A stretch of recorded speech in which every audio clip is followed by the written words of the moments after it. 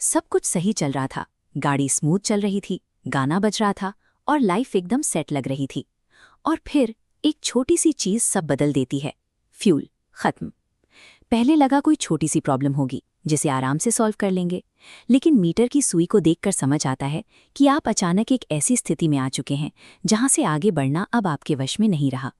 आसपास देखा, ना कोई पेट्रोल पंप नजर आ रहा था, ना कोई मदद। हम अपनी मॉडर्न लाइफ में कंट्रोल और सिक्योरिटी का एक बहुत मजबूत इल्यूजन बनाकर चलते हैं, पर एक मामूली सा मैकेनिकल फेलियर उस पूरे मजबूत ढांचे को एक झटके में बिखेर देता है। ऐसे में हमारा मॉडर्न इंस्टिंक्ट काम आता है, फोन उठाओ। एक दोस्त को फोन लगाया, उसने बोला भाई टेंशन मत ले, गूगल कर ले, जैसे गूगल खुद पेट्रोल डालने आएगा। एक फिजिकल ब्लॉकेज को हम डिजिटल सोल्यूशन से सॉल्व करने की कोशिश करते हैं, जो बिल्कुल बेमानी है। सर्च इंजन आपको रास्ता दिखा सकता है, फ्यूल नहीं ला सकता। दूसरे दोस्त को कॉल किया, उसने बोला भाई बिजी हूं, बाद में बात करता हूं। और धीरे धीरे वो हल्की सी इनकन्वीनियंस एक गहरी आइसोलेशन में बदल जाती है। आप समझ जाते हो, आप अकेले हो। हमारी डिजिटल कनेक्टिविटी हमें हर वक्त एक सेफ्टी नेट का एहसास दिलाती है, लेकिन एक फिजिकल लोकेशन बेस्ड इमरजेंसी आते ही वो जाला तुरंत गायब हो जाता है। सड़क पर खड़े होना दिन में भी आसान नहीं होता, और जैसे जैसे शाम ढलती है, अंधेरा आपकी वल्नरेबिलिटी को कई गुना बढ़ा देता है। तभी कोई आता है, बोलता है सर पेट्रोल चाहिए। पहले तो एक गहरी राहत मिलती है, लगता है चलो मदद मिल गई, लेकिन असली कहानी यहीं से शुरू होती है। 100 रुपए का पेट्रोल 300 में ऑफर होता है। कोई बोलता है सर लास्ट है, कोई बोलता है अर्जेंट है। ये high pressure scarcity based sales tactics हैं।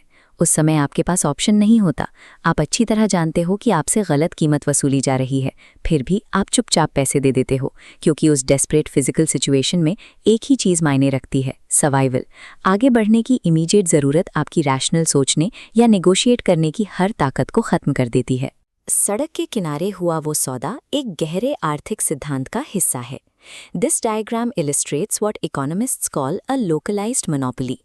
एक तरफ आपकी भारी डिमांड है और दूसरी तरफ ऑल्टरनेटिव ऑप्शंस की पूरी कमी, जो सप्लायर को एब्सोल्यूट मार्केट पावर दे देती है। इस माइक्रो मोनोपोली में आपके पास ना डील से बाहर निकलने का रास्ता होता है और ना आगे बढ़ने की ताकत। सारा कंट्रोल बेचने वाले के हाथ में आ जाता है। This highlighted price spike defines what is happening here. It's a helplessness tax, एक प्रीमियम जो आप प्रोडक्ट की असल वैल्यू के लिए नहीं बल्कि लाचारी के कारण चुकाते हैं। सुनसान सड़क का ये केओटिक और अनऑर्गेनाइज्ड माहौल जेन्युइन मदद करने के बजाय इस ऑपर्चुनिस्टिक बिहेवियर को एक्टिवली इंसेंटिवाइज करता है। सड़क पर हुई वो पर्सनल एक्सटॉर्शन दरअसल एक पूरी तरह से अनरेगुलेटेड टूटी हुई माइक्रो इकोनॉमी का सिम्टम है। रोड पर मदद कम और मौके का फायदा उठाने वाले लोग ज्यादा मिलते हैं। फिर समहाउ आप वहां से निकल जाते हो, गाड़ी आगे बढ़ जाती है, लेकिन वो एक्सप्लॉइट होने का साइकोलॉजिकल स्कार याद रह जाता है।